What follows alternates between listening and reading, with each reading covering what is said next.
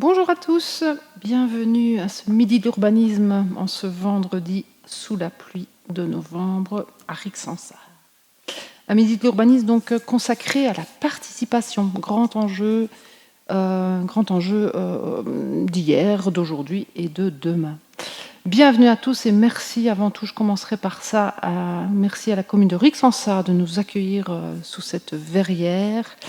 Merci également à nos pouvoirs subsidiants, donc le Brabant Wallon qui nous soutient, la région Wallonne qui nous soutient également, ainsi que la Fédération Wallonie-Bruxelles.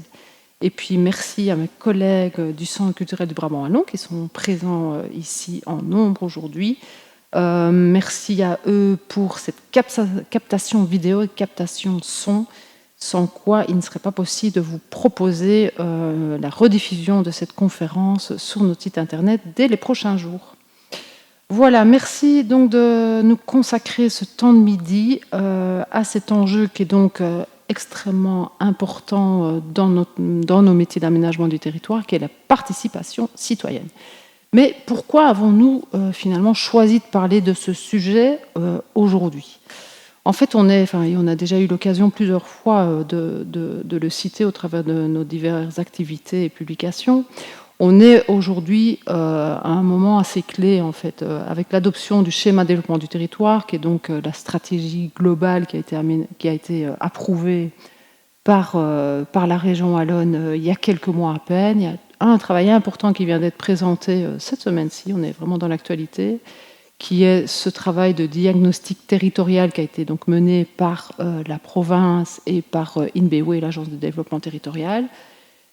Donc travail important. On a aussi pour notre part mené un travail de publication sur l'enjeu des CCATM, donc comment être membre d'une CCATM et comment finalement comprendre ce rôle, comprendre aussi tous les enjeux qui est liés à ce rôle d'avis.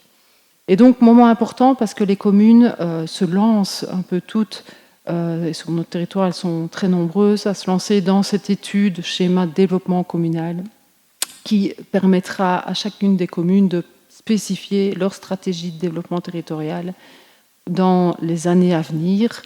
Et par rapport à ça, donc une concentration de moyens importants, moyens en temps, moyens humains, qui est consacrée à cela, et toute la question aussi au-delà de cette mobilisation des services, des bureaux d'études, des administrations au sens large, comment va-t-on pouvoir mobiliser les citoyens autour d'un projet qui doit être porteur pour toutes et tous ? Et donc c'est la question qu'on a voulu poser aujourd'hui pour que finalement on soit tous embarqués dans cette grande aventure.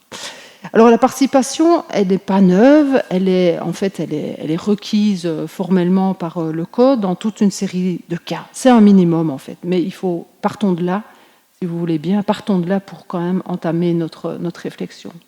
Alors cette participation formellement requise, elle est au niveau des permis. Bien sûr, l'enquête publique, on a tous vu les affiches à un moment donné ou à un autre près de chez soi, ces affiches qui nous invitent à rendre notre avis vis-à-vis d'un projet. Il y a aussi des réunions d'information préalables qui sont requises lorsque un projet est soumis à étude d'incidence environnementale. Ça c'était au niveau des permis d'urbanisme, d'urbanisation, au niveau des plans et programmes, donc des études plus larges sur un territoire. Au-delà de l'enquête publique, il y a aussi des avis consultatifs qui sont requis, notamment l'avis des CCATM, donc les commissions communales consultatives d'aménagement du territoire et de mobilité. Ça, c'est ce qui est formellement requis, mais en fait, toutes ces démarches arrivent assez tard dans le processus. Et donc, et ça vous le voyez sur la petite table, sur la petite ligne du temps, ici à droite de l'écran.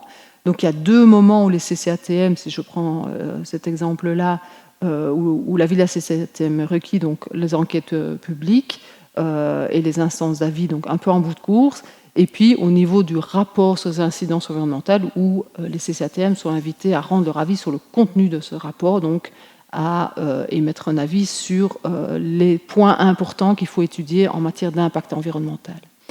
On peut imaginer, et c'est ce que les communes font depuis assez longtemps, que la CCATM, qui est donc ce relais citoyen, puisse être mobilisée bien plus en amont de l'aventure, notamment au travers d'ateliers participatifs dans le cadre de l'analyse contextuelle ou de la définition de la stratégie. Donc, au-delà du minimum requis, on est déjà sur des manières de faire qui vont de là. Alors, on comprend bien, il y a participation et participation. Vous voyez, les petits schémas, je pense, sont assez explicites. On peut participer en recevant une information, c'est un peu comme ça que les choses sont prévues aujourd'hui. On peut participer en discutant, en créant un débat. On peut participer aussi en émettant un avis qui peut être individuel ou au nom d'un groupe. C'est finalement, quelque part, différentes formes de participation. Participation, c'est vraiment un thème qui est hyper global. On a l'habitude de dire, alors je vais le dire très, très, très rapidement, parce qu'en fait, notre oratrice suivante pourra expliquer davantage avec sa casquette professionnelle de la chose. Dans la pyramide de la participation, on considère souvent 4 grandes étapes.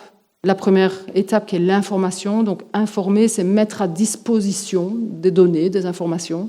C'est assez évident. Donc c'est porter à la connaissance d'eux. Deuxième étape, et plus évidemment on monte dans la pyramide et au plus finalement l'implication et pour aller jusqu'à la codécision, comme vous pouvez le lire, on l'envisage. Et donc deuxième étape, c'est recueillir des avis. Donc c'est pas uniquement recevoir de l'information, mais c'est aussi organiser déjà un premier aller-retour. Donc récolter des avis. Ces avis, ils aident à la décision. Troisième étape, c'est impliquer les acteurs. Et donc, on va encore une démarche plus loin. Et l'implication de ces acteurs, alors les acteurs, ça peut être évidemment sur différents sujets, différentes commissions, etc. Cette implication permet finalement de préparer la décision. Et puis quand on est vraiment au top, on est plutôt dans un partage de décisions. Et là, l'idée de ce partage de décisions, ça veut dire aussi qu'on a un engagement commun à la mise en œuvre finalement du projet qui est décidé. OK. Après, toute la question est de voir où se situe-t-on finalement dans cette pyramide. Alors, très souvent, en fait, on se situe là, où vous voyez le petit curseur, et puis parfois, on peut aller plus haut. Et l'idée, c'est vraiment de voir, tiens, le curseur, où va-t-on pouvoir le placer? Et s'il y a une chose à retenir de cette journée, enfin de ce midi, c'est vraiment cette importance du curseur et de ne pas se tromper par rapport à ce curseur. Alors, si on regarde un peu ce qui se fait aujourd'hui dans les schémas de développement communaux et plus largement dans les autres études d'aménagement du territoire, d'urbanisme, voire d'espace public, on pourrait vraiment élargir ça, ce sera l'objet d'une prochaine conférence. Aujourd'hui, au niveau de l'information, ce qui est assez classiquement entendu, c'est les balades exploratoires, pouvoir rassembler des citoyens, aller se promener sur le terrain pour finalement décoder comment les choses se passent, comment les choses sont structurées, quels sont les problèmes in situ, par le biais de la marche et de la rencontre. L'autre système finalement d'information, c'est les réunions d'information. Ma foi, on ne peut plus, entre guillemets, classique, mais fondamentalement importante. C'est un point essentiel qu'il ne faut certainement pas négliger, c'est le point de départ. Hop là, pardon, je suis à l'envers.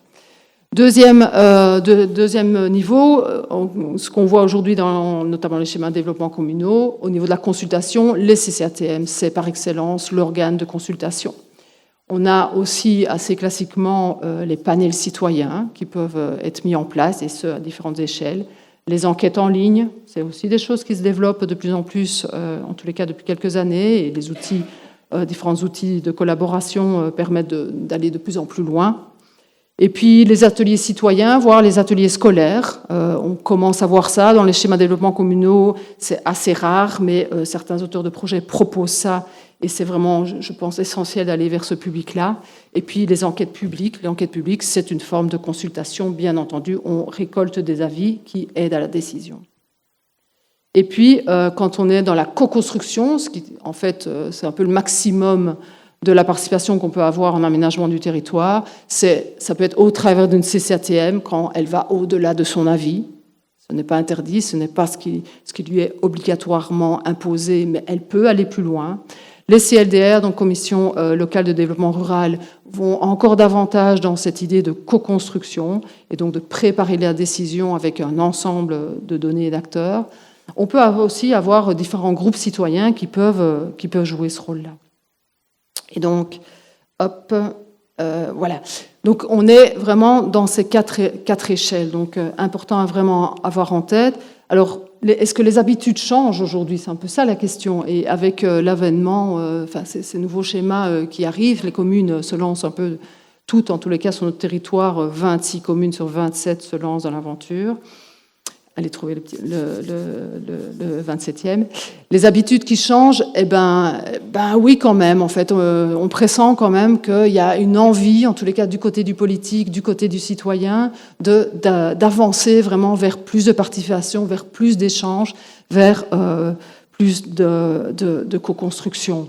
Mais jusqu'où, évidemment? C'est ça la question fondamentale. Jusqu'où veut-on aller? Jusqu'où est-on capable d'aller? Alors, quelques points évidemment importants et quelques paramètres de cette participation. Il y a la question des publics. À quel public, finalement, s'adresse-t-on? C'est essentiel. Parfois, on voit certaines réunions de participation où, finalement, le public n'est pas bien identifié. Or, parler à des citoyens, parler à des professionnels, et vous voyez, c'est encore une question de curseur, évidemment, ce n'est pas la même chose. Il y a les moments qui sont super importants. Quand décide-t-on d'aller vers? Est-ce qu'on est plutôt en amont d'une démarche? Est-ce qu'on est plutôt davantage vers l'aval, aussi complètement différent? Quels sont les lieux, quelles sont les échelles à laquelle on a envie de réfléchir les choses? Et quels sont les sujets? Sur quoi, finalement, veut-on discuter? Sur quoi veut-on consulter, co-construire, voire co-décider dans les meilleurs des cas, entre guillemets? Donc les processus, ils sont complètement différents vis-à-vis de ces 4 paramètres-là. On pourrait imaginer aussi d'autres paramètres et mes oratrices suivantes vont nous en décrire. Quelques points, les ambitions, hein, c'est très très bien. Parfois, on voit certaines déclarations qui sont très haut dans les ambitions. Et puis, il y a la réalité de terrain. La réalité de terrain, elle s'impose. Sans doute que nous, chacun d'entre nous, là où on est confronté à ça. La réalité de terrain, c'est la réalité des moyens, c'est la réalité des moyens financiers, la réalité des moyens humains, c'est la réalité aussi des compétences. Participer, en fait, c'est une compétence à part entière. C'est maintenant reconnu en tant que tel. Il y a peu de temps, finalement, on pensait que c'était juste, oui, on va demander à X et c'est bon. En fait, non, pas du tout. Il y a la question du temps disponible. Participer, c'est pas un one-shot d'1 heure. Une participation, ça demande du temps, ça demande vraiment de l'implication. Ça demande aussi de pouvoir argumenter les choses. Quand on reçoit une question, pouvoir l'argumenter, pouvoir argumenter les avis, les réponses, et pouvoir aussi faire en sorte que ces retours puissent être accessibles à tout le monde. On a déjà sans doute un peu tous vu des réponses un peu trop techniques qui servent certainement à certaines personnes, mais qui desservent le projet. D'accord ? Il y a les suivis des décisions, ça c'est important, et les quelques réunions qu'on a fait avec les CCATM jusqu'à présent le montrent, mais d'une manière exponentielle, c'est qu'une participation sans avoir de suivi des décisions après, c'est frustrant et ça dessert le projet d'une manière globale. Enfin, il y a toute la question de la polarisation des débats, et c'est un grand débat de société évidemment de parler de polarisation, mais on ne peut pas y échapper. Et donc ça, il faut aussi pouvoir faire quelque chose avec ça, pouvoir se positionner, pouvoir agir et finalement garder le cap. Et le cap, c'est évidemment plein de choses à prendre en compte. Il y a notamment l'intérêt commun. Ça doit rester quand même ce qui drive la démarche. Alors, ce que l'on peut en attendre de la participation, et puis les freins, quelques premiers éléments qui vont être bien plus explorés par mes oratrices suivantes. Ce que l'on peut en attendre, c'est tout d'abord une posture d'écoute. Ça me paraît fondamental. Quand on est, que l'on soit, quel que soit finalement le rôle qu'on prend dans la participation, et dans une posture d'écoute et d'écoute active, c'est fondamental. Autre élément important, essentiel, c'est de pouvoir mobiliser tout le monde, d'accord ? Et pouvoir être clair sur cette mobilisation de tous. C'est aussi, finalement, ce qu'on peut attendre d'une participation, c'est une compréhension de ce qui est en jeu. D'accord ? Un enjeu, c'est ce qui est en jeu. Qu'est-ce qu'on met, en fait, sur le tapis qui pourrait bouger, en fait, avec le projet sur lequel on est en train de travailler. Une compréhension des choix opérés, et ça fait écho à ce que je vous disais sur le retour des avis, le suivi des décisions. Pouvoir, en fait, expliquer, pouvoir aussi que les choix qui ont été opérés puissent être compris par tous, c'est aussi fondamental. Un engagement individuel et collectif. Au niveau des commissions communales consultatives, on insiste là-dessus. On est là en tant que citoyen, mais on est là pour représenter un intérêt collectif. Il faut pouvoir garder ce cap-là. Et puis, et c'est fondamental en fait dans la transition qu'on est en train d'opérer et que finalement on travaille, c'est de pouvoir, au travers de la participation, construire un récit, partager ce récit et que ce récit soit engageant pour l'ensemble de la collectivité. Et puis, en fait, et c'est peut-être le fondamental, c'est, regardez, vous étiez tous tristes quand les sandwichs, moi la première, quand les sandwichs n'étaient pas là. Une fois que les sandwichs sont arrivés, on a tous commencé à parler. En fait, la convivialité, le fait de se connaître, le fait de partager un moment, c'est en fait fondamental. Alors, quelques freins, il y en a plein, évidemment. Le suivi des actions de la décision, ça je l'ai dit. La synthèse des retours, pouvoir effectivement, dans tout ce qui est échangé à un moment donné, pour en faire la synthèse, pour pouvoir partager cette synthèse, de se dire qu'est-ce qu'on fait de ça, en fait. La question du calendrier, je le disais tout à l'heure, c'est un des paramètres. Ça, ne pas se gourer par rapport au calendrier de la participation, c'est fondamental. Un autre frein, ou en tout cas une autre peau de banane à éviter, c'est le désengagement politique. En général, au début, tout va bien. Après, ça coince peut-être un peu plus. Et puis finalement, le risque serait effectivement que le désengagement politique s'impose.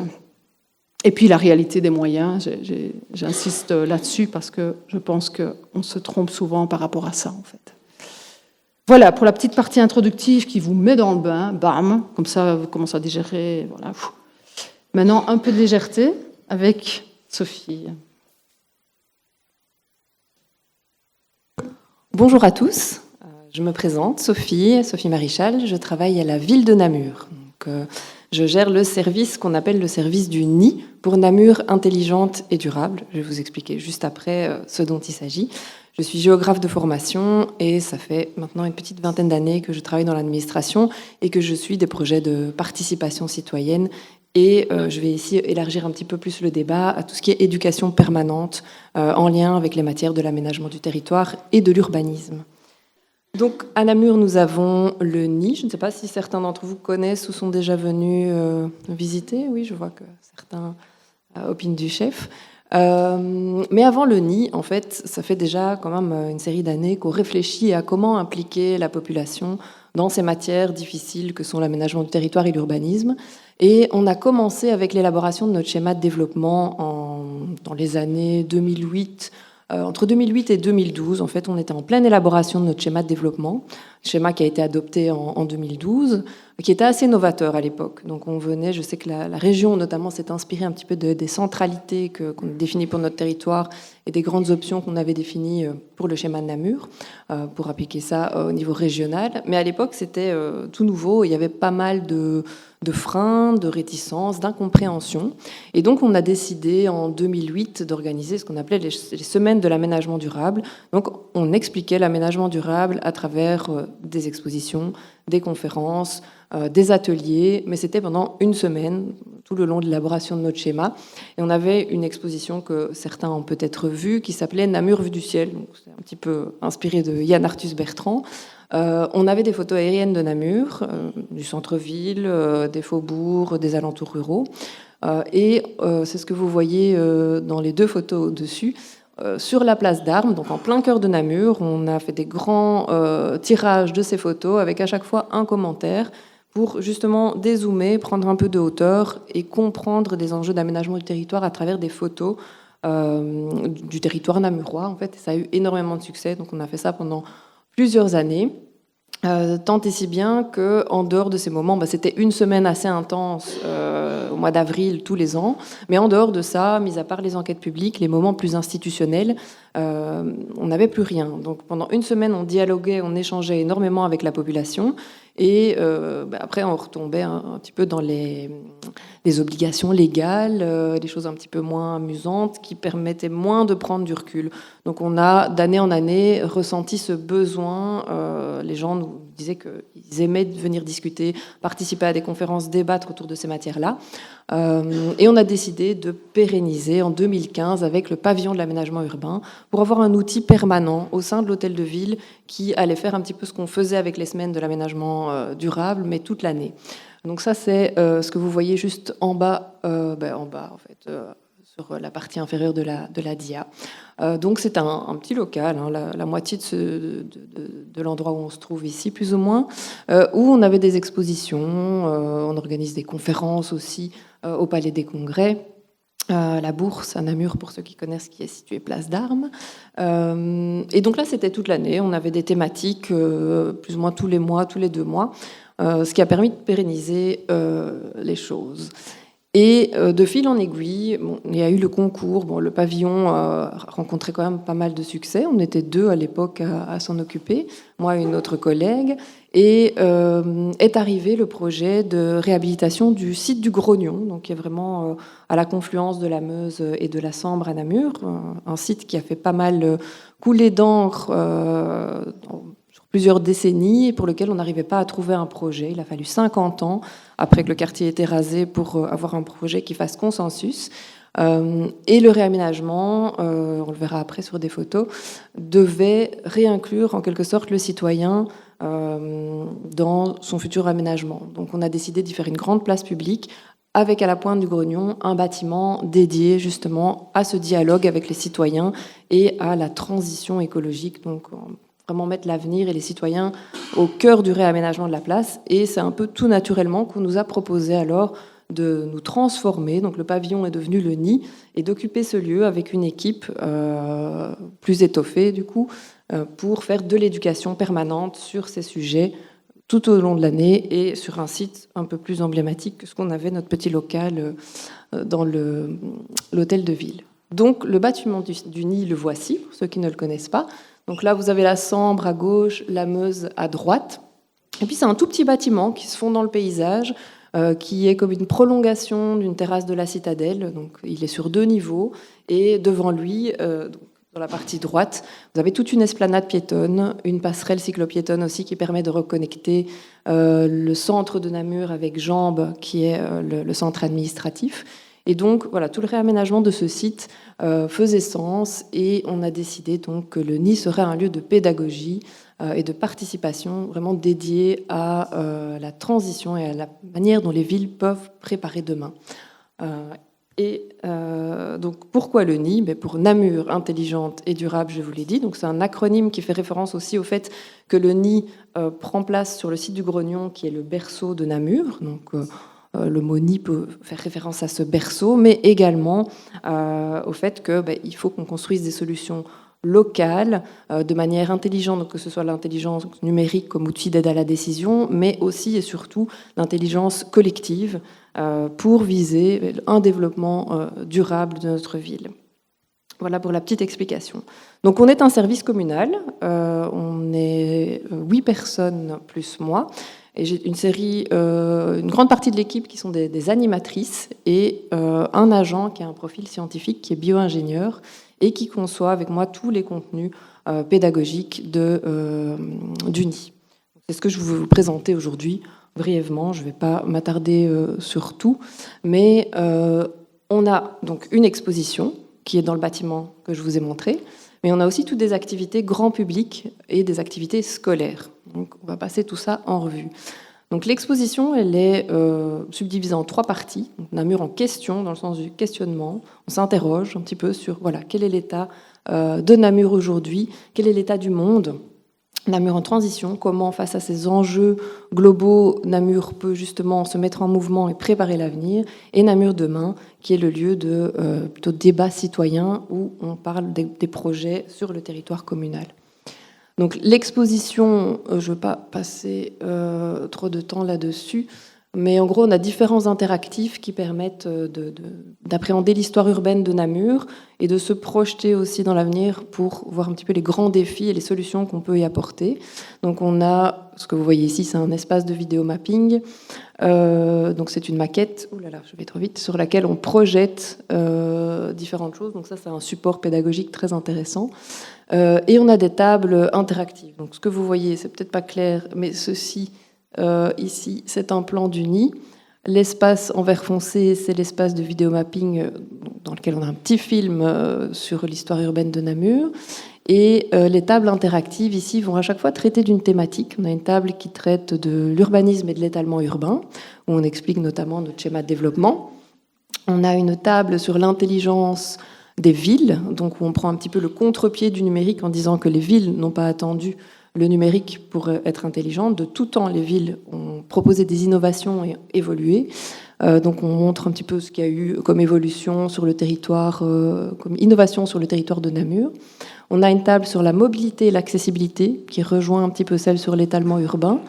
Et on a une table sur les villes résilientes et reliantes, donc qui permet de voir comment les villes peuvent être moins dépendantes de l'extérieur pour des choses qui sont vitales, pour pouvoir justement, en cas de choc, mieux absorber et mieux résister. Donc voilà pour les thématiques qu'on aborde. Et dans le tout dernier espace, donc un espace de débat, vous voyez ici, on peut tenir des spectacles, on peut tenir des conférences, et on a également un espace de réalité virtuelle qui permet à la fois de se projeter dans le Namur de demain. Donc on a plusieurs projets, notamment le projet d'extension du piétonnier, sur lequel j'y reviendrai. On a pu intégrer les futurs aménagements pour que les gens puissent se projeter directement dans les casques, mais aussi retracer l'histoire urbaine de Namur. On a travaillé avec les archéologues pour recréer le site du Nid, le site du Grognon, à la préhistoire, à l'Antiquité et au Moyen-Âge, pour voir un petit peu toute l'évolution de ce quartier.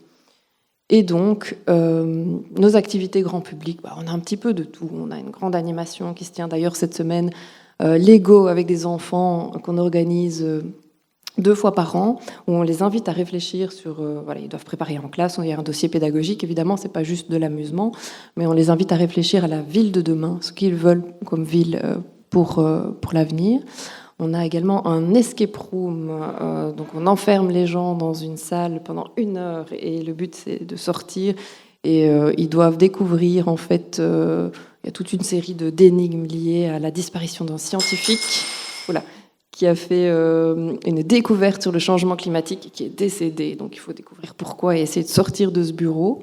Ça a pas mal de succès à partir de 15 ans. Donc on essaye de toucher un maximum de public, pas uniquement le public, ça vous l'avez compris, qui est justement habitué comme un petit peu comme vous aujourd'hui, à réfléchir sur ces matières, mais on essaye de vraiment toucher tous les âges et toutes les catégories de la population. Donc c'est pour ça que vous voyez, nos animations sont assez variées. On a des spectacles pour enfants, notamment un spectacle qui sera encore représenté cette année sur l'alimentation, qui est notre prochaine thématique au Nid. Et également un spectacle pour les tout-petits, c'est un spectacle d'improvisation, un petit peu comme Lego. Les enfants doivent imaginer la ville de demain, mais après ce sont des acteurs qui vont jouer ce qu'ils voient sur les dessins des enfants, donc c'est assez ludique.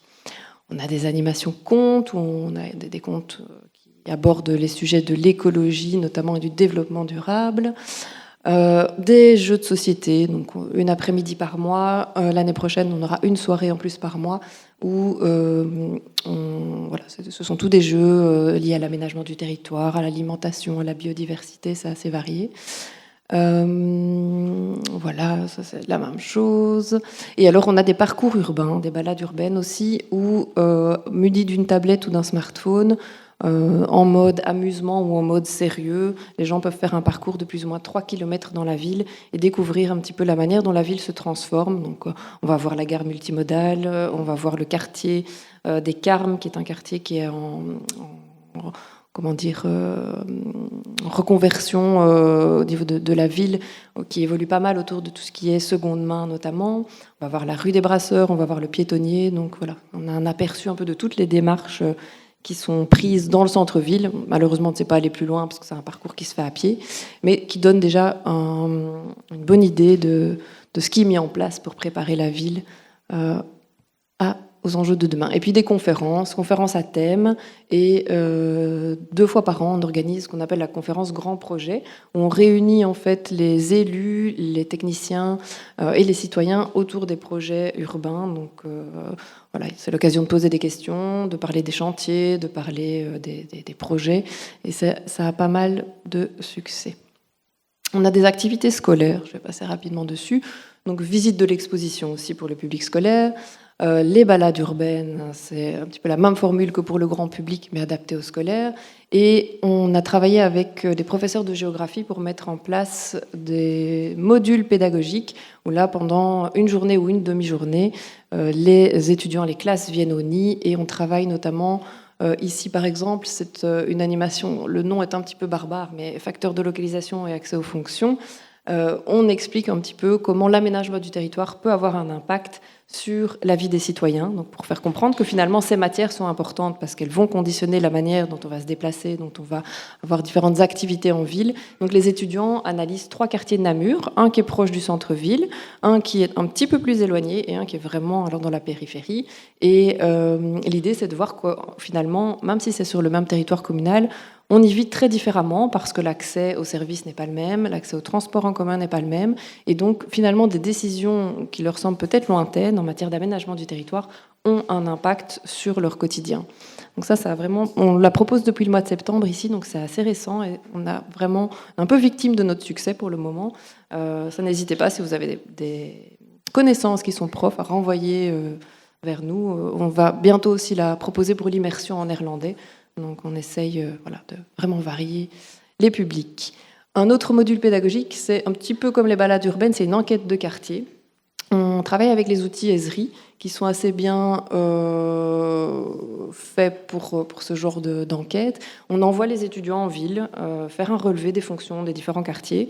Et une fois qu'ils repassent les portes du nid après 1 heure, la tablette qu'ils ont avec eux se met à jour et ça crée une carte collaborative entre tous les groupes d'étudiants qui sont revenus au nid après leur heure d'exploration. Et on analyse ça avec eux au nid, où ils peuvent également le faire en classe, pour voir un petit peu quel relevé ils ont fait en ville. Et voilà, c'est vraiment juste dans le centre-ville, analyser les différentes fonctions qu'on retrouve dans le centre-ville de Namur. Alors, on a pas mal d'autres choses aussi au nid, parce que comme je vous l'ai dit, on a une personne qui a un profil scientifique, qui gère notre outil Namur 3D, j'y reviendrai. Mais on essaye, déjà avant que le nid soit créé, il y avait eu de la participation et aussi de la co-construction qui s'était faite autour de projets à Namur. Ici, notamment, je refais un petit tour de la situation. On a eu quelques expériences, plus ou moins heureuses ou malheureuses, c'est selon, à Namur. Donc on apprend aussi. Il y a des sujets qui sont évidemment des dossiers qui sont plus compliqués que d'autres. L'important étant de bien définir ce qu'on attend des gens au départ. Donc voilà, on a un petit peu fait nos armes aussi. Le nid, qui n'était pas encore le nid à l'époque, mais on a suivi le projet notamment du Square Léopold, où là, il y a un processus de participation qui a été mis en place suite à une consultation populaire qui avait fait un petit peu polémique, parce qu'on a, en gros, pour ceux qui ne connaissent pas, on a un projet de centre commercial à Namur, directement dans la prolongation de l'axe commerçant principal, qu'est la rue de Fer. Donc c'est un endroit où le centre commercial pourrait être de cette manière bien connecté à notre axe commerçant principal et perméable. C'est un projet qui a déjà presque 20 ans. Donc il y a aussi beaucoup de choses qui se sont passées en 20 ans au niveau du commerce à Namur. Et donc le souci, c'est que sur ce site, il y a un parc. Et donc il faut abattre des arbres pour construire le centre commercial. Donc on a tout un groupement citoyen qui s'était mis en place justement pour protéger les arbres. Et tout le débat était de faire comprendre qu'en fait, un centre commercial à Namur, il y allait en avoir un de toute façon un jour ou l'autre, parce qu'on avait des demandes qui nous venaient de partout, et autant le localiser là où ça ferait le moins de tort à notre centre-ville, en aussi le dimensionnant pour que ça soit au mieux absorbé par notre tissu existant. Donc tout le débat était autour de ça, ce qui n'est pas simple. Et on avait du coup organisé une consultation populaire à l'époque. Et suite à la consultation populaire, on a souhaité renouer un dialogue avec les citoyens. Et on a lancé ce projet de co-construction qui a finalement abouti à un projet mixte qui n'était plus uniquement commercial sur le site du Square Léopold. Alors, dans la foulée, il y a eu, en compensation de la perte du parc, la ville voulait proposer un autre parc, que vous voyez, le parc des Dames Blanches, qui est juste à 500 mètres à vol d'oiseau du parc du Square Léopold. Et là, on a mis autour de la table vraiment les riverains, les écoles, pour dessiner ensemble le parc, qui vient d'ailleurs de recevoir, je pense, la semaine dernière, un award, qui est en cours de construction, et on espère que ça ait le succès escompté. Toute grosse démarche aussi qu'on a suivie, là on était déjà devenu le nid, c'est l'extension du piétonnier à Namur. Donc là, l'idée, on avait un petit peu appris de nos expériences aussi, on a été un petit peu plus clair sur ce qu'on attendait de la population, sachant que l'extension du piétonnier à Namur. Donc on a le piétonnier qui existe tel qu'il était il y a quelques années, et on envisage de l'étendre, mais il y a énormément de contraintes, notamment au niveau des impétrants. Donc on ne savait pas faire tout ce qu'on voulait en termes de plantation. Et donc il fallait concilier cette volonté de participation et d'impliquer les gens avec justement la complexité des impétrants et de ce qui allait être réellement possible. Donc là, on a vraiment travaillé sur des recommandations plutôt que sur des localisations précises, parce que ça, c'est les techniciens qui allaient pouvoir, au fil du dossier, affiner les choses. Et donc les recommandations ont été adoptées par le collège, et on a mis en place également par la suite un suivi avec notamment un groupe d'ambassadeurs qui aujourd'hui encore est présent sur le terrain pendant les travaux et qui est informé au fur et à mesure. Donc ça, c'est un projet qui s'est globalement bien passé, c'est en chantier pour le moment. Nous, en parallèle au NI, on avait mis en place les fameuses expériences en réalité virtuelle qui permettaient aussi aux personnes qui ne savent pas spécialement lire un plan de venir voir dans les lunettes ce à quoi tel ou tel quartier allait ressembler. Donc voilà. Et alors en 2026, ça c'est ce qui nous attend pour l'année prochaine. Ça va être une grosse partie du boulot pour les agents, notamment du NI et du département de l'aménagement urbain dont je fais partie. C'est l'actualisation de notre schéma qui maintenant a 13 ans. Et donc on ne part pas d'une page blanche, mais il y a quand même tout un processus de participation à mettre en place. J'ai imprimé les offres ce matin, on les analyse lundi. Donc voilà, je ne sais pas vous en dire beaucoup plus pour le moment sur ce qui va être mis en place, mais l'idée étant que le NI puisse être comme outil permanent en fait, d'information et de participation avec la population, être impliqué un maximum pour une meilleure compréhension. Voilà. Et alors, oui, ça, c'est aussi quelque chose qu'on gère au NI, comme je vous le disais, c'est notre outil Namur 3D, qui est un jumeau numérique qui a été mis en place en 2018 et qui nous permet à la fois d'être utilisé comme outil d'aide à la décision par les services de l'urbanisme, par exemple.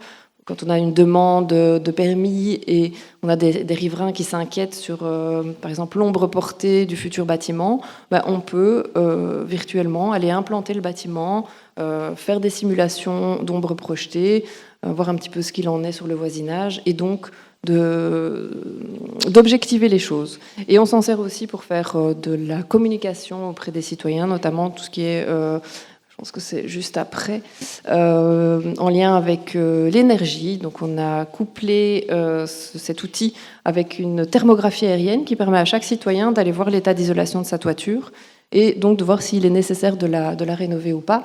Et on avait mis en place, avant le nouveau système d'audit et compagnie de la région Wallonne, avant ça, une sorte de mini-audit que la ville finançait. Et donc, les personnes qui étaient intéressées pouvaient nous contacter donc, sur base de ce qu'ils voyaient ici sur la thermographie pour être accompagnés dans la rénovation de leur logement. Idem pour les panneaux solaires. Donc, on a calculé le potentiel solaire de chaque pan de toiture du territoire communal. Donc, tout ceci est accessible sur le site internet du NI et de la ville. Donc, chaque citoyen peut aller cliquer sur la toiture de sa maison et voir un petit peu quel potentiel électrique il pourrait espérer s'il plaçait des panneaux à tel ou tel endroit. Donc, c'est un outil Namur 3D qui nous sert à la fois pour communiquer, mais aussi en interne pour notamment les services de l'urbanisme. On le révise, on va le réactualiser plutôt l'année prochaine, et là on espère aussi inclure tout ce qui trait au changement climatique, donc les îlots de chaleur, les risques d'inondation, parce qu'on a énormément de services communaux qui sont intéressés pour encore amplifier l'utilisation de cet outil, mais qui commence à dater, il a déjà 7 ans. Voilà pourquoi on le réactualisera. Une petite vue pour le fun ici de Grognon. Donc, le NI est situé plus ou moins ici. Donc, à l'époque, c'était un port, la ville médiévale avec le château, ici au pied de la citadelle. Et donc, tout ça fait partie d'une expérience où les citoyens peuvent voir un petit peu à quoi ça ressemblait à la préhistoire, à l'Antiquité. Ici, c'est au Moyen-Âge. Et puis, ils basculent après sur la partie plus à venir, avec notamment le projet de piétonnier. Donc, on peut passer d'une époque à l'autre et voir un petit peu comment la ville évolue. Voilà, on a d'autres outils. Ici, c'est un hologramme qui permet de visualiser... Pardon ? Ah oui, voilà, on revient à des choses essentielles, mais oui. Et donc ici, par exemple, on a une maquette, c'est notre jumeau numérique, qui permet de superposer en fait des données de capteurs de pollution avec la maquette pour expliquer pourquoi c'est important de passer certaines rues en piétonnier. On peut faire évoluer la pollution au-dessus de Namur, des rues du centre-ville, en fonction des jours de la semaine, des heures de la journée. Donc ça permet aussi d'objectiver un certain nombre de choses. J'en arrive aux enseignements donc, de ce qu'on a mis en place, nous, ici à la ville, depuis maintenant une bonne quinzaine d'années. En fait, on est persuadé que l'éducation permanente permet aux gens justement de mieux s'impliquer après dans d'éventuelles démarches de participation et de co-construction, parce que plus les gens sont éduqués, plus ils arrivent aussi à prendre de la distance, à voir un petit peu davantage l'intérêt commun dont tu parlais tout à l'heure, de ne pas être uniquement focus sur leurs petits soucis, et de développer comme ça un esprit critique et une vue globale qui permet après d'aller plus loin avec des groupes de population qui sont déjà éduqués aux matières dans le cadre de projets particuliers. Donc c'est vraiment avoir cette vue globale avant de pouvoir penser local. Et le fait d'avoir un lieu physique permanent aussi, ça a pas mal apaisé les débats. Parce qu'en dehors de ça, on n'avait que les séances légales obligatoires. Mais depuis qu'on a un lieu permanent, on est un petit peu une plateforme en fait où les gens peuvent venir déposer quelque chose. Et rien que le fait qu'on existe et que les gens savent en fait qu'ils peuvent venir et déposer une préoccupation, et nous on se charge de la faire remonter aussi aux politiques et aux techniciens. On sert un petit peu de plateforme pour faire remonter les choses dans les deux sens. Mais ça apaise les débats, parce que le fait qu'il y ait un dialogue permanent avec la population, quand on revoit les personnes après dans telle ou telle réunion, ça permet vraiment de déminer un certain nombre de choses. Et alors nous, on a au NI une indépendance scientifique, des propos non partisans forcément, donc on essaye d'être le plus objectif possible, et donc on a une crédibilité aussi qui est rarement remise en cause par les citoyens. Donc tout ça nous donne une légitimité pour travailler avec eux main dans la main. Voilà, je vous remercie pour votre attention. Je suis à disposition si vous avez des questions. Merci.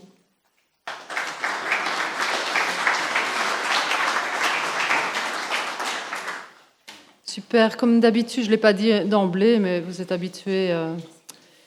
On aura une séance de questions-réponses en bout de course. Merci Sophie pour cette excellente présentation qui en fait ouvre vraiment un champ super large à la participation.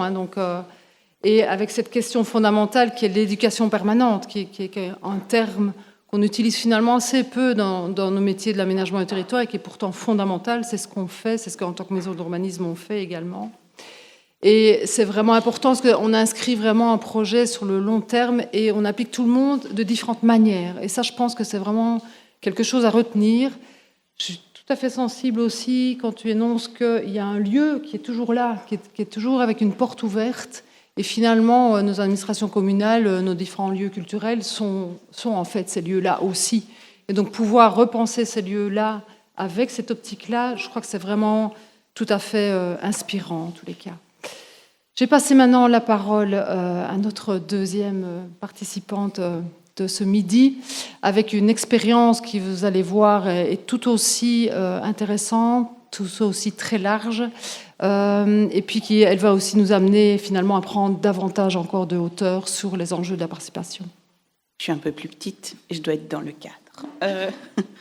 Donc bonjour à tous, moi je m'appelle Julie Bérard, je travaille chez 21 Solutions depuis 15 ans maintenant. C'est une petite entreprise qui existe depuis 18 ans, qui est située à Bruxelles et qui travaille entre autres sur les enjeux de la participation citoyenne.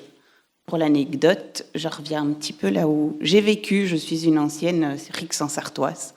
Voilà, j'habitais rue de l'Institut. C'était chouette de revenir et de voir tous les changements qu'il y a eu, surtout à la gare. J'étais impressionnée. C'est vraiment bien. Voilà. Je ne veux pas faire trop ma bruxelloise. Alors, que fait 21... Enfin, c'est 21, c'est polémique chez nous. 21 Solutions. Donc, comme je le disais, entre autres, on travaille sur les enjeux de participation citoyenne, tant dans l'accompagnement et la mise en place d'assemblées citoyennes que dans le coaching de collectifs citoyens pour qui se mettent en lien avec leur commune, avec les pouvoirs communaux, pour ensemble créer des projets qui leur ressemblent et qui peuvent répondre aussi aux enjeux de la commune. On travaille aussi sur pas mal de projets d'aménagement urbain de petite ampleur, comme une rue, à très grande ampleur, comme la mise en place d'une nouvelle ligne de tram à Nederoverenbeek, donc dans le sud de Bruxelles, qui a été inaugurée il y a 1 an. On fait aussi l'accompagnement des administrations communales ou régionales dans la rédaction de leur stratégie politique, publique, pardon.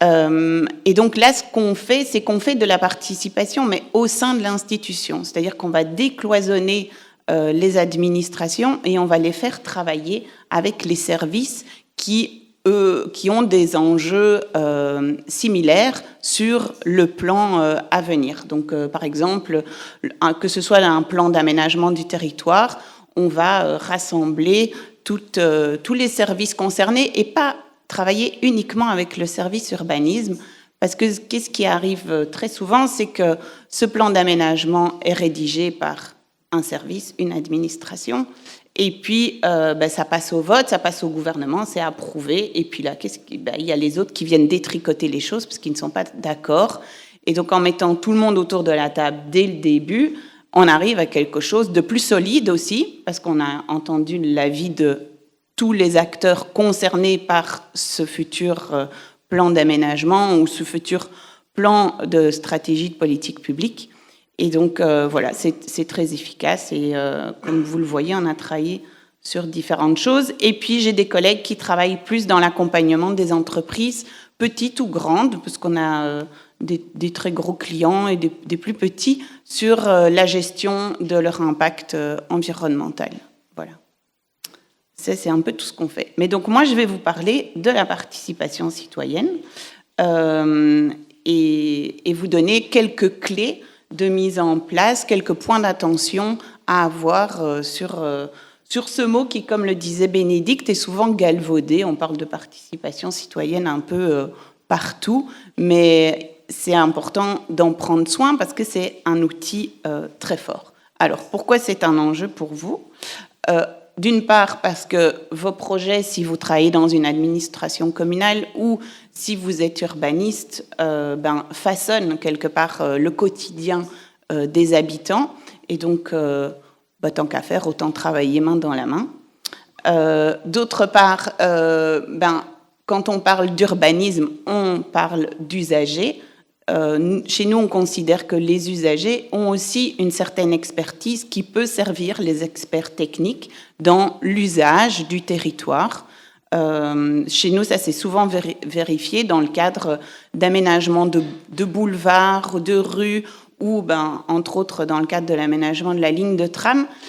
Les techniciens ne savent pas, et que ce soit les ingénieurs, que ce soit le bureau d'études, les urbanistes qui mettront en œuvre, ils ne savent pas être toujours sur le terrain. Et donc, parfois, cet aller-retour avec les citoyens peut affiner le projet et avoir de l'intérêt. Et ensuite, voilà, la participation, c'est un élément de plus en plus présent dans les cahiers de charges. Et pour certains plans stratégiques, comme le disait Bénédicte, c'est devenu obligatoire. Alors, ça, c'est un bref historique de la participation citoyenne en Belgique. Donc, je ne suis pas juriste, mais vous savez tous que la participation citoyenne, le premier pas, c'est aller voter.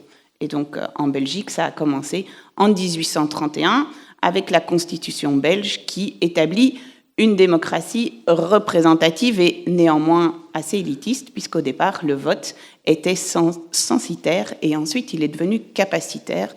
Et donc, voilà, certes, tous les hommes ne pouvaient pas voter et tous n'avaient pas le même poids de vote. Ensuite, voilà, il y a eu l'introduction du suffrage universel masculin plural et ensuite le droit des votes pour les femmes en 1948.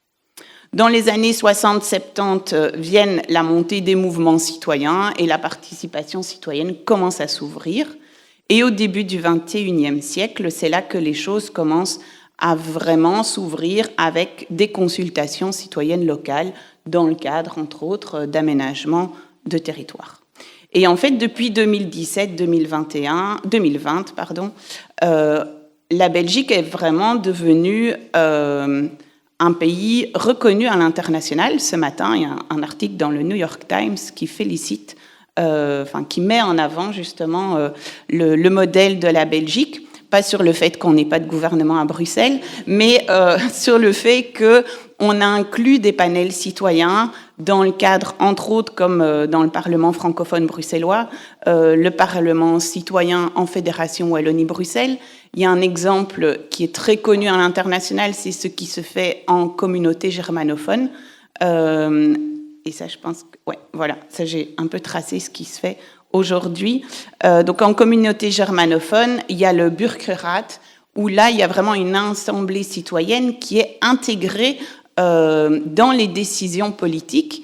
Et il y a un vrai dialogue entre politique et citoyens. Ces assemblées citoyennes sont ouvertes, et donc si un jour vous allez du côté de la communauté germanophone, voilà, c'est assez intéressant à observer.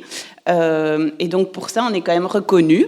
Donc on est souvent un peu modeste face aux Français et autres, et donc on peut se mettre une bonne gommette et se dire que l'air de rien, au niveau dialogue politique citoyen, on est quand même, voilà, nous sommes novateurs et nous sommes reconnus pour ça.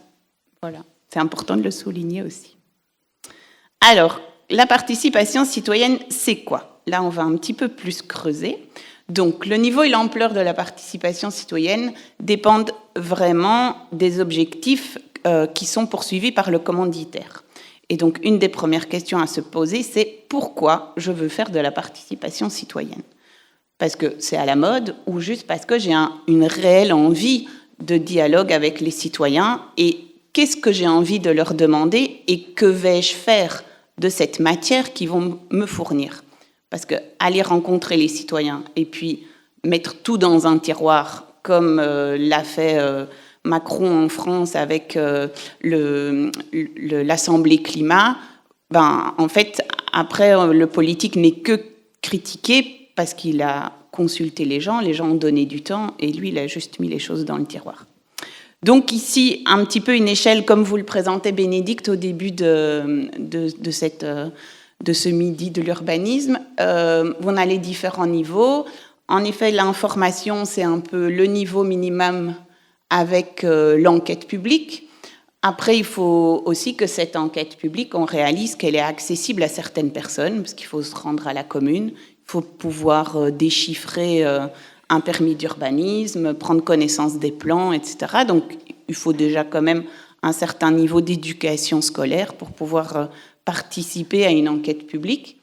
Ensuite, il y a la communication. Donc, pour moi, ça, c'est les séances d'information qui sont déjà au-dessus de juste l'information papier.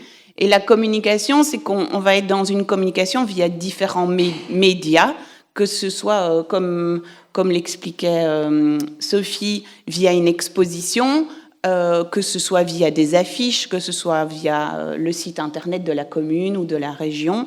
Voilà, on va faire en sorte que cette information soit vraiment accessible à tous et qu'elle permette à toutes et tous de commencer à s'approprier le pourquoi du projet.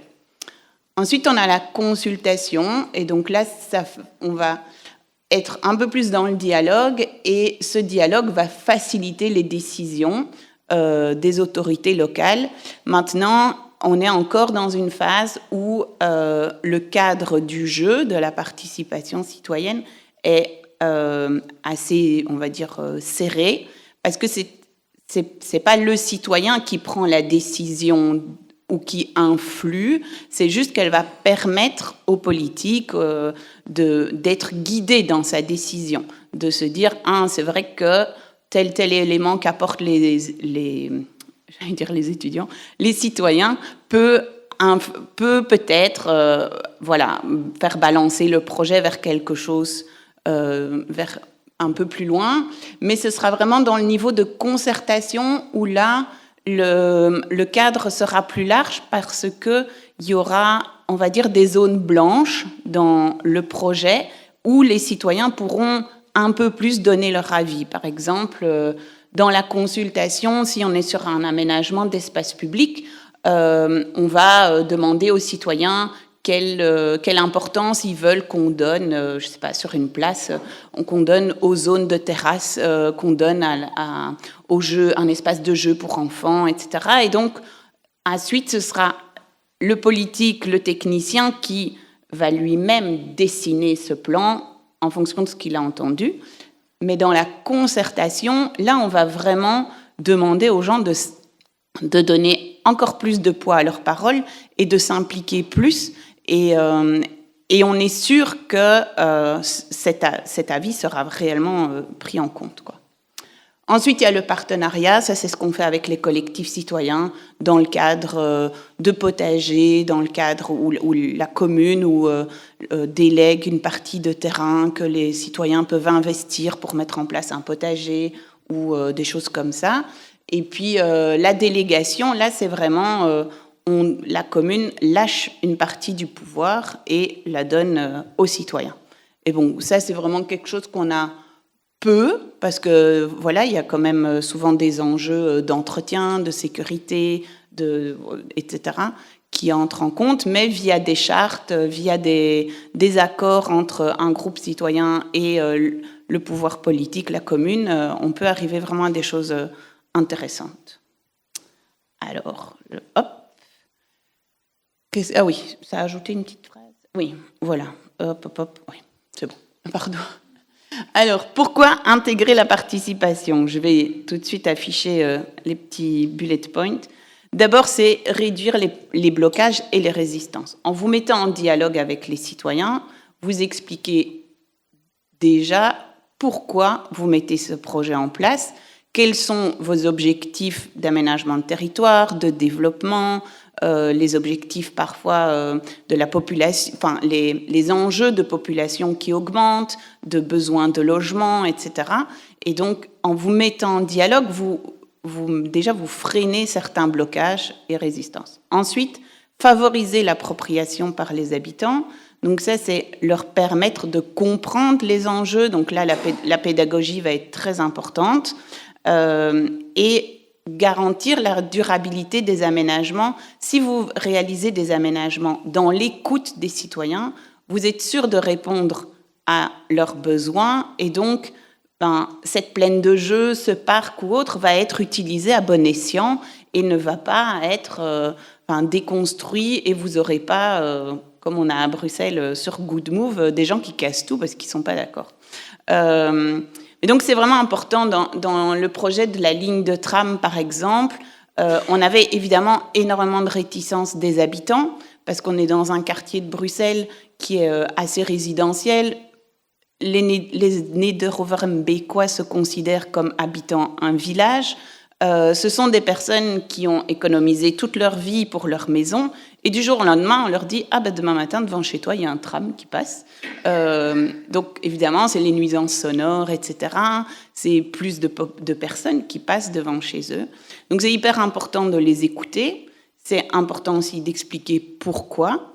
Et il y avait aussi la résistance des commerçants. Donc c'est important aussi de les accompagner parce que parfois, ça a un impact économique direct sur les personnes. Et en fait, dans ce projet, alors on ne va pas le cacher, il y a eu toujours un petit groupe de résistants jusqu'au bout qui ont interpellé le Conseil d'État. Enfin, ils ont fait tout ce qu'ils pouvaient pour arrêter le chantier. Maintenant, bon, quand le chantier est quasi fini, voilà. Mais de toute façon, les choses ont été faites dans les règles de l'art. Donc, ça n'a pas été validé par leur demande par le Conseil d'État. Mais nous, au fur et à mesure aussi du dialogue qu'on a eu avec les citoyens, on a vu que la compréhension et l'adhésion au projet se faisaient et les aménagements d'espace public qui ont été faits tout autour sont vraiment maintenant utilisés et les gens sont hyper contents du projet. Alors c'est vrai que il y a des personnes qui seront plus satisfaites que d'autres, mais c'est un enjeu important la participation est un outil important quand on est sur des enjeux de changement.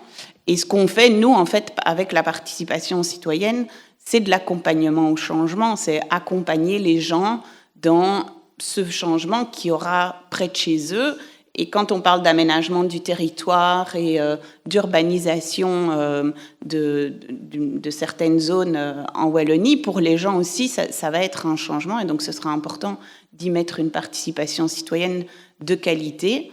Parce qu'il y a toujours cette phrase « c'était mieux avant »,« mais avant, on faisait comme ça, tout allait bien ». Et voilà, mais la population, le monde, la vie change. Et donc, c'est important d'accompagner les gens là-dessus. Donc, les avantages, bon, j'en ai un petit peu parlé en même temps que je vous expliquais ça. C'est donc découvrir les savoirs des usagers. Donc, ce que je disais, les habitants peuvent eux aussi apporter une certaine expertise du quotidien qui peut vous aider, qui peut vous servir. C'est gagner en légitimité pour votre projet. Au plus vous expliquez, c'est comme pour avec un enfant. Au plus on explique, au plus il comprend. Au plus il est d'accord de débarrasser le lave-vaisselle parce qu'il a bien compris que c'était dans l'intérêt de tous. Ensuite, développer des compétences transversales. Donc ça, c'est pour vous, c'est l'écoute, la médiation. Et ensuite, innover grâce à la diversité des points de vue. Donc, il peut y avoir au sein des citoyens des architectes, des urbanistes, des gens qui viennent d'une autre ville où ils ont vu d'autres choses. Et en fait, votre projet peut être plus qualitatif aussi grâce à ça, parce que c'est tout à fait légitime que vous, en tant qu'agent communal ou technicien, vous n'ayez pas toutes les connaissances. Voilà, et ça ne vous est pas demandé. Voilà. Et alors, nous, on insiste aussi sur le fait que le conflit, donc voilà, ces idées reçues, le conflit peut parfois, en fait, amener à faire grandir le projet. Donc, les désaccords, que ce soit parfois même au sein d'une administration ou entre administration et citoyens, peut faire grandir le projet. Peut aussi, voilà, c'est important que les gens, comme le disait Sophie, viennent déposer ce pourquoi ils ne sont pas d'accord, leurs craintes, leurs peurs. Et nous, dans les ateliers qu'on anime et qu'on facilite, en fait, on a plein d'outils d'intelligence collective qui permettent aux gens un peu de se décharger, de voilà, déposer tout leur paquet pour qu'ensuite on passe sur un atelier constructif où chacun est écouté et entendu. Voilà. Mais donc, en effet, la participation citoyenne, un des éléments importants, c'est le cadre. Et là, ça devient vraiment une ressource précieuse. Et pour définir un bon cadre, il faut du coup se poser quelques questions avant de commencer. Et donc là, c'est des questions qu'on a élaborées après 12 ans d'expérience et qui sont dans un livret que vous trouvez sur notre site web 21 solutions.eu, et là il y a le livre blanc de la participation citoyenne. Et en fait ce livre blanc, on l'a publié aux élections de 2016 parce que partout, que ce soit en Flandre, en Wallonie ou à Bruxelles, tous les politiques parlaient de participation, mais personne ne savait vraiment ce que c'était. Et donc nous, après 12 ans d'expérience, on a dit ok, faisons le point et donnons cet outil pour qu'au moins voilà, cette participation soit préservée et utilisée à bon escient. Et je pense que c'est aussi très important d'être vrai et sincère avec les citoyens. Quand vous leur dites « on va vous consulter », dites-leur pourquoi. Est-ce qu'on vous consulte sur l'ensemble de l'aménagement du territoire, sur une petite partie, et qu'est-ce que vous allez faire de cette matière, et assurer un suivi de cette consultation. Et ce qui est intéressant aussi dans les projets d'ampleur, c'est que, bien entendu, il y a des choses qui parfois sont très abstraites pour les citoyens. L'aménagement du territoire, savoir si de ce côté-là, on va avoir une zone industrielle, de ce côté-là, une zone agricole, et puis une zone plus urbaine. Pour les citoyens, parfois, ça peut être très abstrait parce que c'est se projeter dans des plans, c'est se projeter aussi dans un futur qui est difficile à matérialiser. Enfin, maintenant, avec l'IA et autres, ça devient plus facile, mais il y a cette perception qu'on n'a pas. Et donc, je pense qu'en fonction de la complexité du projet et au sein même d'un projet complexe, vous avez différentes étapes, vous pouvez mettre en place différents processus. On peut, quand on est à l'étape par exemple, dans le cas d'un schéma directeur, de définir des zones, on peut être dans l'information. Et quand on se rapproche de quelque chose de plus micro, on peut commencer à être plus dans la co-construction. Et c'est intéressant, au sein même d'un processus, de jouer avec ces différents outils et ces différents niveaux de participation, parce que les citoyens vont se rendre compte que vous les consultez de manière graduellement différemment, c'est pas très français, en fonction de leurs intérêts spécifiques. Et donc, vous allez aussi créer de l'adhésion en jouant avec ces niveaux. Par exemple, voilà, encore avec cet exemple de ligne de tram, mais parce que c'est vraiment un projet d'ampleur, c'est quand même 5 km de territoire et de technicité complexe. Il y avait un panel de citoyens c'était des citoyens, des commerçants, il y avait aussi des industriels, parce que on est dans le nord de Bruxelles, donc il y a des industriels qui sont là, et des personnes de réseau associatif de ce quartier qui étaient dans ce panel et qui ont suivi en fait toutes les réunions que nous on appelle comité d'accompagnement. Et donc c'est toutes les réunions où se prennent des décisions. Et eux ensuite allaient en faire part à leur pairs. Et ils revenaient à chaque réunion avec de la matière. Nous, notre rôle, ça a été de les accompagner pour aussi un petit peu, on va dire, rendre accessible tout le langage des techniciens, STIB, etc. Mais c'était très intéressant parce qu'ils ont été pour nous un enjeu essentiel pour avoir l'adhésion des commerçants, des industriels, des citoyens, parce qu'ils se rendaient compte qu'un de leurs pairs était au cœur des décisions et qu'ils pouvaient poser des questions ou ils pouvaient aller lui donner une info que lui ensuite pouvait nous partager. Et puis on a eu des moments d'info globale ouverts à tous, et puis aussi des moments de co-construction où on partait d'une page blanche et on disait voilà, ce lieu-là, cette place, on l'a construit avec vous. Et en jouant avec ces différentes choses, je pense que voilà, c'est un projet qui était quand même exemplaire en termes de participation. On a eu pas mal d'universitaires qui sont venus nous observer et qui ont publié plusieurs choses à ce sujet. Donc voilà, les questions à se poser, et ensuite les points d'attention, la transparence. Donc ça, je l'ai déjà dit. Voilà, soyez transparents sur vos objectifs, sur vos méthodes, sur les contraintes du projet. S'il y a des contraintes techniques, dites-le aux citoyens, parce qu'en fait, les consulter pour savoir si on va mettre un arbre à gauche ou à droite, ça ne les intéresse pas trop. Et donc, dites-leur, voilà, cette partie-là du projet, c'est trop technique, on vous donne de l'info, on la vulgarise au maximum, mais ce sera plutôt sur autre chose, où là, on sera à votre écoute. Parce que voilà, c'est un peu comme les règles d'un jeu. Si elles sont transparentes, tout le monde joue avec les mêmes cartes et le jeu se fait dans le respect. Reconnaître les expertises multiples, être pédagogue, très important. Ne pas craindre le conflit. Favoriser la diversité des voix. Et donc ça, Sophie en parlait aussi, de vous rendre accessible, avoir un lieu d'info qui soit ouvert, avoir que vos réunions aussi soient parfois sur le terrain et pas toujours dans des salles où il faut passer la porte et où certains publics, parfois plus populaires, n'ont pas en fait l'habitude de venir s'asseoir sur une chaise et d'être en mode conférence. Et donc ça, c'est important aussi d'avoir des espaces de dialogue différents pour toucher les jeunes, les personnes âgées, les personnes avec différents niveaux d'éducation scolaire. En Wallonie, vous n'avez pas la difficulté de la langue, mais parfois dans certaines zones de Bruxelles ou de Belgique, on a ce bilinguisme qui est un enjeu en plus. Construire la confiance entre tous, même au sein de votre équipe, au sein de l'administration. Ne faites pas un projet de mobilité sans consulter les espaces verts, parce qu'il y aura un impact sur ça. Et donc, voilà, essayez de travailler en transversalité. Ce n'est pas toujours dépendant de vous, mais c'est quand même aussi quelque chose d'important. Tenir les participants informés très régulièrement, que ce soit par des newsletters, un site web, des capsules. Maintenant, il y a les réseaux sociaux. Les gens utilisent quand même beaucoup les réseaux sociaux pour s'informer sur ce qui se passe dans leur commune.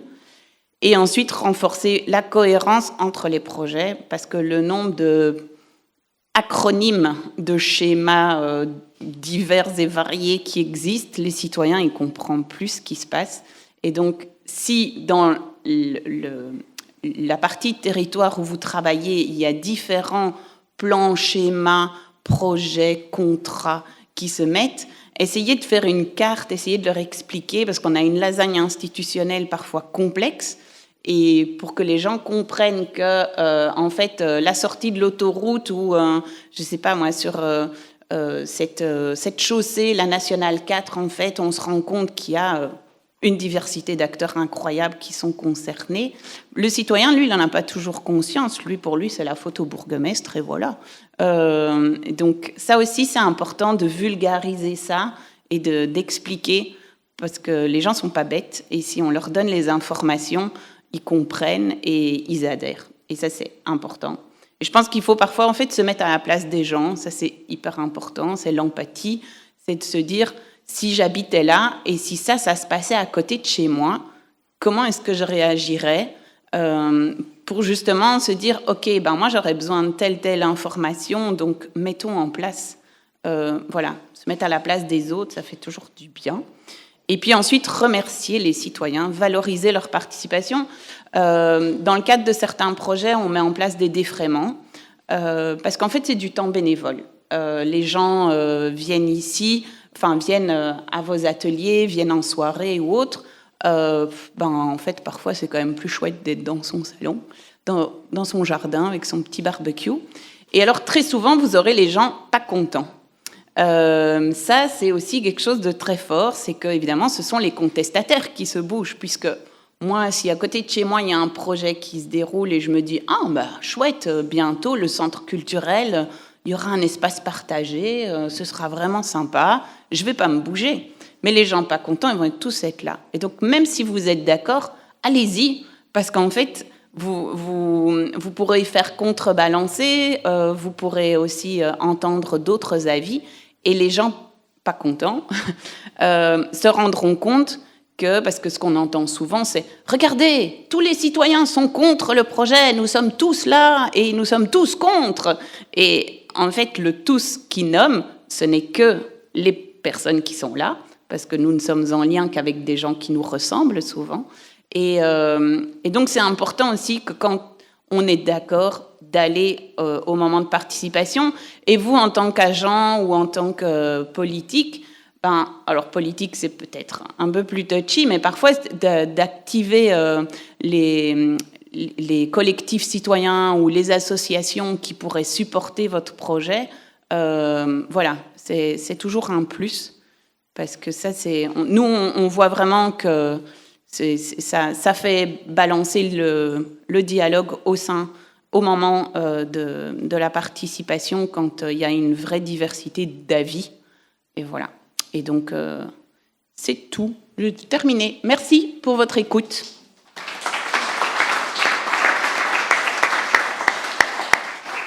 Merci beaucoup pour tous ces apports à toutes les deux. J'aime beaucoup quand tu insistes sur le fait que la participation, en fait, elle se fait vraiment à tout niveau et qu'elle mobilise un réseau. Et ça, je trouve que c'est vraiment fondamental d'avoir en tête. C'est qu'on n'est jamais sur des territoires nus. Je disais tout à l'heure, l'importance des lieux d'accueil, d'ouverture, c'est un élément. Mais voilà, tous nos territoires, et on sait ô combien le Brabant wallon est riche en associations de tout genre. Et donc, on a plein de choses qui existent. Et donc, n'hésitons pas, parce que là, on a plein de casquettes ici autour de la table, mais n'hésitons pas à mobiliser, en fait, tous ces réseaux qui existent. Parce qu'un projet réussi, c'est un projet, effectivement, qui arrivera, en fait, à aller chercher cette force vive et travailler avec eux vers un projet, finalement, mobilisateur à tout niveau, parce qu'on a la chance que l'aménagement du territoire est une matière éminemment transversale. Et donc, ce n'est pas qu'un service urbaniste, tu l'as très bien dit aussi. Travailler un schéma de développement communal, par exemple, c'est aussi travailler avec un service environnement, c'est aussi travailler avec un service travaux, c'est aussi travailler avec un service mobilité, et j'en passe, y compris au niveau des collèges.